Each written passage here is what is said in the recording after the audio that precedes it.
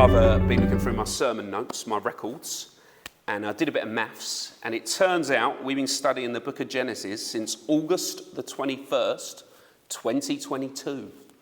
So that's 1,110 days since we started, just over 3 years. And we've reached the end, chapter 49 and 50. How can we sum up the very last section? Well, 3 simple words, which are going to give us the title of our sermon, Dying in Hope. Dying in hope. That's what happens at the end of Genesis. Everyone dies. But some of them die with hope. All right, 3 words, 2 points. Point number 1, super easy, dying. Let's look at how we say farewell to Jacob. Remember last week we saw him on his deathbed blessing his sons. He makes spirit-filled proclamations about the tribes that were going to emerge from each man. And remember we met the lion from the tribe of Judah. But look at the last verse of chapter 49. When Jacob finished commanding his sons, he drew up his feet into the bed and breathed his last and was gathered to his people. So Jacob dies at 147 years old. But fast forward a few decades, flick to the end of chapter 50, the last verse in the whole book. And what do we read? So Joseph died, being 110 years old. They embalmed him, and he was put in a coffin in Egypt. And now flick over, you get a sneak preview for next week. Let's flick over a page to Exodus 1 and check out verse 6. Then Joseph died, and all his brothers and all that generation. Notice how the book of Genesis has started with a glorious creation. A creation that God has declared very good, but it's ending in death. We saw this way back in chapter 5. Do you remember? You don't have to turn there, but if you do, you'll see that Genesis 5 is a list of names.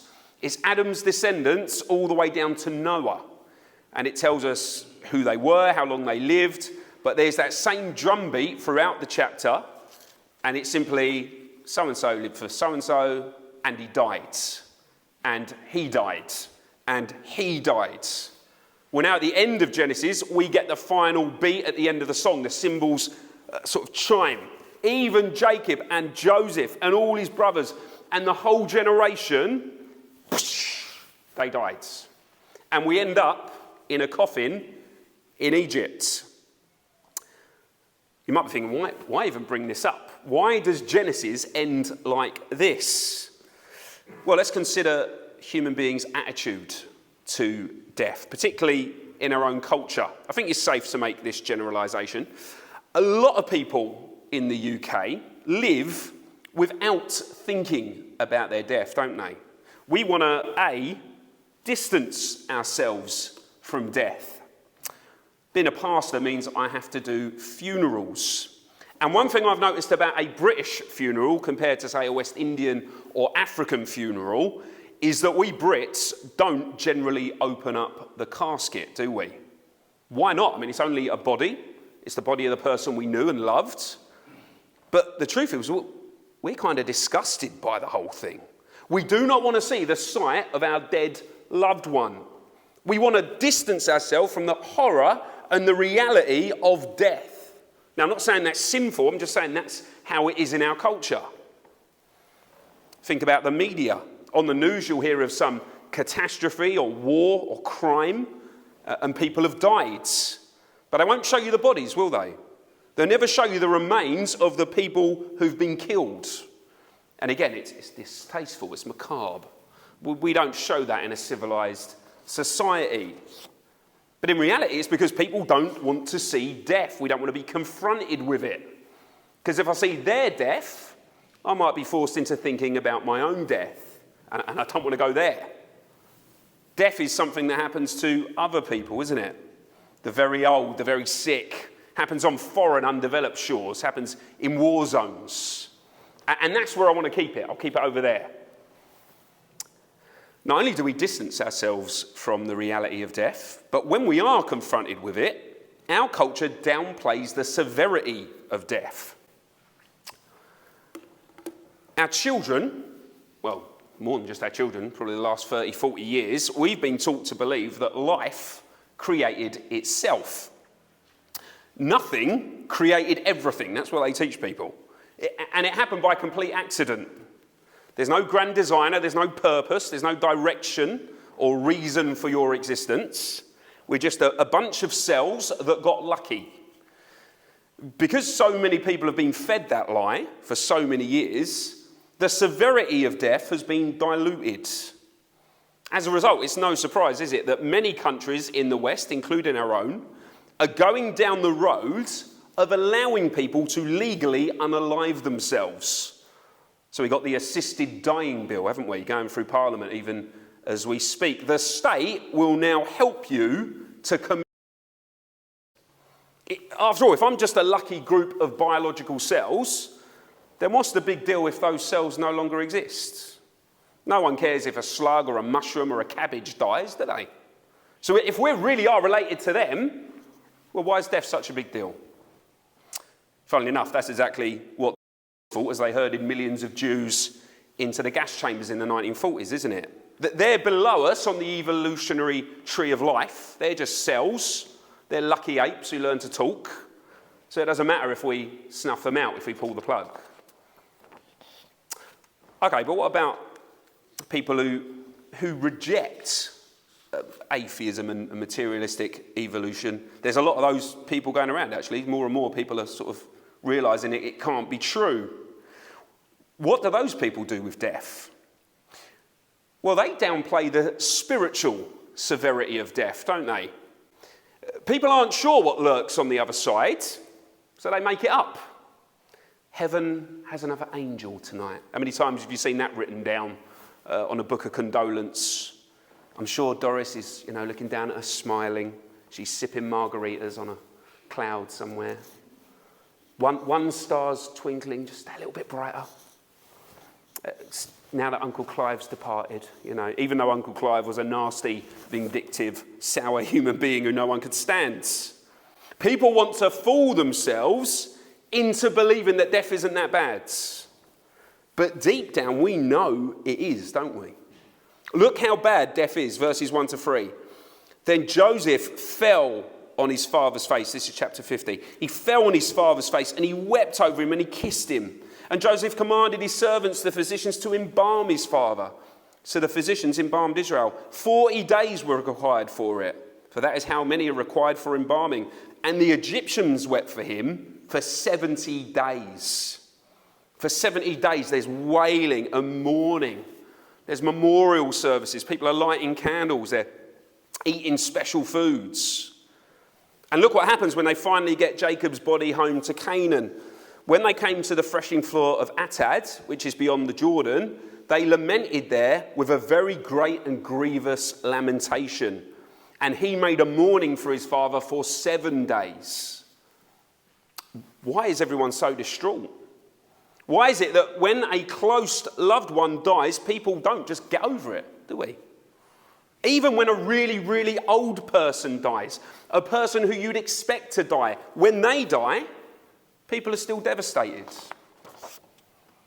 We as human beings are sickened by death because of a reality that each one of us knows deep down in our bones. And it's the fact that death is an unnatural process.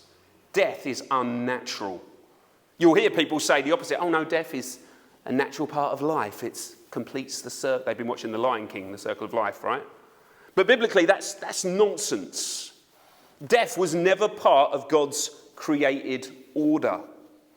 When does he declare creation very good? Well, it's before Adam and Eve rebel, isn't it? It's before God, for the sake of justice, has to pass the death sentence on them. Death is not good, it is bad. That's why we loathe it so much. That's why we fear it. We were designed to be eternal. But now we've been sentenced to death. We started out in Eden where everything was good and lovely and we were fulfilled with God's. But we're ending Genesis with Joseph's mummified corpse placed in a coffin in Egypt. This is the tragedy that all humanity faces. Well, look, this evening, have you thought about the absolute certainty of your own demise? In Exodus 1, we just read how Joseph's whole generation dies. Some of you will know this, but many of you won't. Sociologists have named our modern generations. So let's see. Let's see where you fit. Is anyone in the greatest generation? Was anyone born before 1925? No. Okay. Anyone in the silent generation? Hands up if you're a silent generation, 1925 to 1945. Be honest. Okay, yeah, you guys are silent. Baby boomers, there's probably a lot of them. 1945 to 1961. Yeah, there you are. Yeah. Generation X, 61 to 80. No, 61 to 80. Lovely. Millennials. I'm a millennial. 80, all the best people born in the 80s. Gen Z, 95 to 2010. A few. Babs, mate, I'm sorry, love. You're not Gen Z. Gen Alpha. Harry, love it.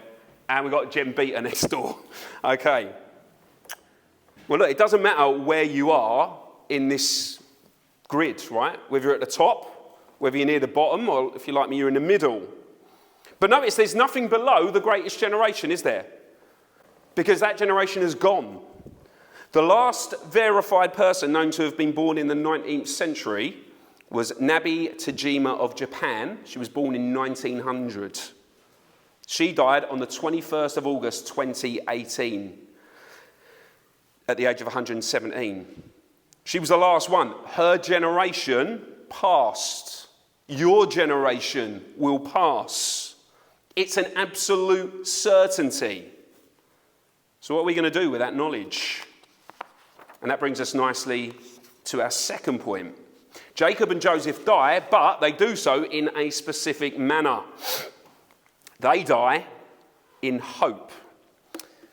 We've been thinking about different generations, haven't we? I've noticed that, and this isn't me having a go at anyone, right? I've noticed that some people from the older generation, they still don't really understand how sat-navs work.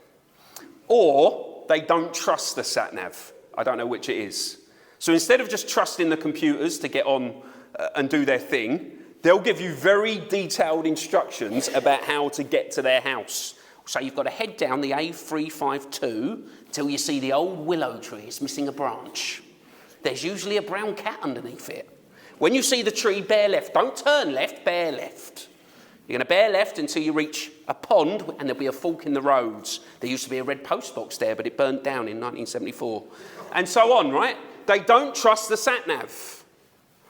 Well, that's what Jacob does in chapter 49, verse 29 to 32. He gives detailed instructions about exactly where he wants his body buried. I'm to be gathered to my people, he says. So bury me in that field that Abraham bought from Ephron the Hittite. That field, that particular field, it's the one in Machpelah. In that field is a cave. You'll find some grave markers in there. That's the cave where we buried Abraham, Sarah, Isaac, Rebecca. That's where I buried Leah. Question though, why is Jacob so concerned that his remains be buried in Canaan? What statement is he making by demanding that his sons go on this long journey? Well, as Jacob dies, he does so knowing by faith that God will keep his promises to him. Notice how Jacob links himself back to his own father and his grandfather. It was to Abraham that God made an everlasting covenant. Through you, he told Abraham, all the nations of the earth will be blessed. Your descendants will be like the stars in the sky and the sand on the seashore.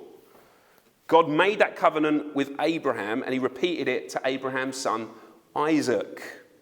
And God fulfilled the promises through their wives, didn't he? So that's why the wives are mentioned. Sarah, at 90 years old, gives birth to Isaac. It's a miracle birth. And we've got Rebecca, who gives birth to twins. And Leah is the mother of the next tribal chief. She's the mother of Judah. Jacob is saying, these are my people. They're the people God is using. They're the chosen line. They're the people he's using to fulfill his covenant. What marked them out? Well, it was their faith in God. It was their faith in Yahweh. So he says, gather me up with them. That's where I want to be. And he's clearly stating that he is not an Egyptian. He doesn't belong where he is. And of course, we know from the New Testament that all three of the patriarchs understood that the promised land was yet to come. So turn to Hebrews 11 for a minute. Hebrews 11 and verse 13. When someone gets there in a blue Bible, shout out what page it is. Because I didn't write it down. Hebrews 11. 1007. Love it. Hebrews 11:13. 1007. 1008. Doesn't quite have the same ring. But hopefully you found it. Okay, Hebrews 11:13. These all died in faith, not having received the things promised, but having seen them and greeted them from afar, and having acknowledged that they were strangers and exiles on the earth. So this is talking about Abraham, Isaac, and Jacob. For people who speak like this, make it clear that they are seeking a homeland. If they'd been thinking of the land from which they'd gone out, they would have had the opportunity to return. So Abraham, Isaac, and Jacob were told, you're going to get a promised land. You're going to get a new land. But they were clearly thinking about a heavenly one. So think about Jacob. He survives the 7 bad years of famine, doesn't he? The famine passes. He's now rich. Joseph has all the authority in Egypt. So why doesn't Jacob simply go back to Canaan? If that's the land God promised him, why doesn't he go and claim it for himself? Well, it's because he knows that's not really the land God promised him. That's a land outside of the garden. That's a land outside of God's presence. That's a land of death and tombs and war and pain.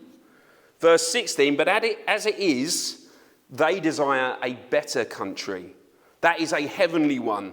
Therefore, God is not ashamed to be called their gods, for he has prepared for them a city. Jacob, as he died in hope, knowing that his God was a covenant-keeping God. A God who would deliver mankind from the death spiral that it was in. What does Joseph say as he's about to enter eternity? We'll look again at Genesis 50. Go back to Genesis 50 and verse 24.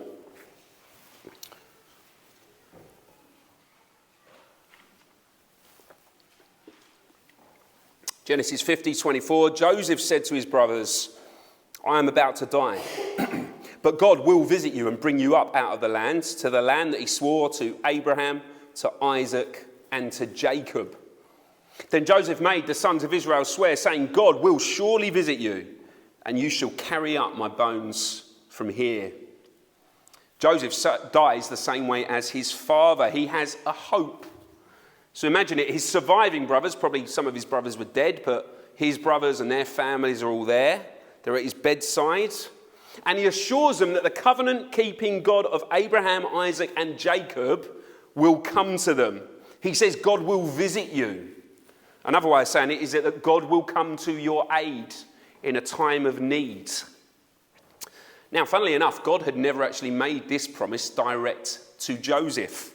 God had made it to his father Jacob. So Genesis 46, verse 2, God spoke to Israel in visions of the night and said, Jacob, Jacob. And he said, here am I.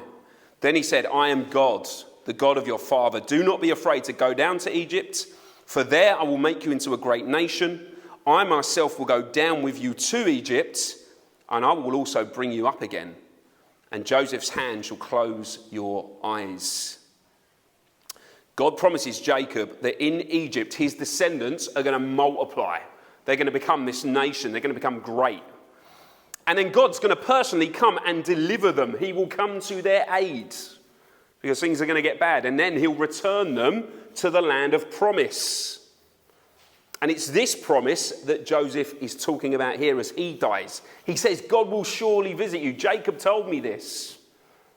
Joseph is certain that his covenant-keeping God is going to stick to his words. He knows as he lies on his deathbed that he's going to end his days in Egypt. But he trusts that God's going to be able to deliver him. He trusts that God's going to deliver the people, and the people are going to take his bones into the promised land. God will come to his aid. Okay, there's a very simple question as we close then, isn't there? Are you dying with hope or in hope? See, whatever age we are this evening, whatever generation we've been born into, we are born as descendants of Adam. And therefore, we're all dying outside of the garden, aren't we? We've all sinned. We've all been sentenced to death by a God who is good and righteous. He's a righteous judge. We've been sentenced to death because it would not be good for the universe for our evil to carry on perpetually. And therefore, although we live, we're all in the process of dying, aren't we? So how are you dying? How are you living? Are you going to die like the people we've already considered this evening? The person who downplays the severity of death. Nah, there's no afterlife. There's nothing beyond what I can see with my own eyes. You're just a lump of cells. And so although you think you're not really welcoming death, there's nothing really to fear. You didn't exist before you were born, so you can handle not existing after you die. And if there's no God, well then there's no judgment, no accountability for the things that I've said and done. Is that how you're living? Is that how you're dying? You're dying constantly denying what you know to be true. Because deep down in your heart of hearts, you know that you're not just a bunch of cells. Why? Well, you love, you feel, you've got an inbuilt sense of right and wrong. You've got a conscience. You have dreams, you have desires, you have passions. You feel the need for justice to be done. You feel warm and fuzzy inside when you do someone a favour. None of those things can be explained if you're just the result of some random chemical and biological processes. Maybe as you're dying, you've got a vague hope, but it's a misplaced hope. You hope that what you hear in church every week is not true. You hope that what you hear about hell in particular is not true. You hope that God will look the other way when it comes to you and your sin. You hope that you can carry on living however you want. You can carry on defying God, and maybe you'll somehow manage to get into heaven. Well, look, if that's you this evening, understand that's not real hope. When the Bible talks about hope, it's talking about a certain expectation. The hope Jacob and Joseph demonstrate here is not wishful thinking. So it's not like me thinking, oh, I hope Millwall beat Charlton, or I hope to win the lottery. No, instead it's a hope based on certainty. So it's like Millwall were 5-0 up, which won't happen, right? We're 5-0 up against Charlton. It's the 89th minute, and I'm simply waiting for the final whistle. I know we're going to win. I know we've got victory. Do you see? A believer's hope is like that. It's not a hope based on wishful thinking. It's the hope that comes with certainty. How can a Christian be so hopeful in death? How can I be sure that God will come to my aid once my soul's departed from this body of flesh? How can I be sure that my grave is not going to be my end? Well, it's because God has already shown us his ability to overcome the power of death. Look again at Joseph's final words in verse 25. God will surely visit you. Now, we know here Joseph is prophesying first and foremost about what's going to happen in a few generations' time. We know that Yahweh's going to come. He's going to come to his people and he's going to deliver them from Egypt. He's going to appear to Moses in the burning bush. He's going to visit the people in the Shekinah clouds, that cloud of fire and smoke. He's going to walk with them in the wilderness. He's going to give them that living water from the rock. God would come. God would visit them. But in the centuries to come, after that deliverance, God would go a step further, wouldn't he? He would visit us as one of us. The Word of God, the Son, would become flesh, with the aim of rescuing those who were dying outside of the garden. Jesus the King leaves heaven and he descends. He descends into a coffin via a cross. His body's placed in a cold, empty tomb. But unlike Joseph, no one has to carry his bones anywhere, do they? Because the Lord will not allow his Holy One to see corruption. Jesus' body would not decay to the point where it would become a skeleton. Instead, Acts 2:24, we're told, God raised him from the dead, freeing him from the agony of death because it was impossible for death to keep its hold on him. The wages of sin is death, but in Jesus there was no sin, so death could not have him. God has demonstrated that he is able to defeat death. And there's an empty tomb in Jerusalem that proclaims that fact loud and clear. And here's the great news for us tonight. The great and certain hope that each Christian has. And the hope that God offers you if you're not a Christian. Put your faith in Jesus and he promises to give you eternal life. Though you die, yet shall you live. Bow to the King and he will visit you in this life and the next. His angels will gather you up and they will present you faultless before his throne. The Lord will visit you. He will deliver you. Listen to what God says about Jesus. Behold, my servant whom I have chosen, my beloved, with whom my soul is well pleased. I will put my spirit upon him, and he will proclaim justice to the Gentiles. That's us, the non-Jews. He brings justice to victory, and in his name the Gentiles will hope. This is Jesus, the one who reassures us that although we all end up in a coffin in Egypt, he will safely deliver us to the promised land, to Eden, to the throne room of the Most High.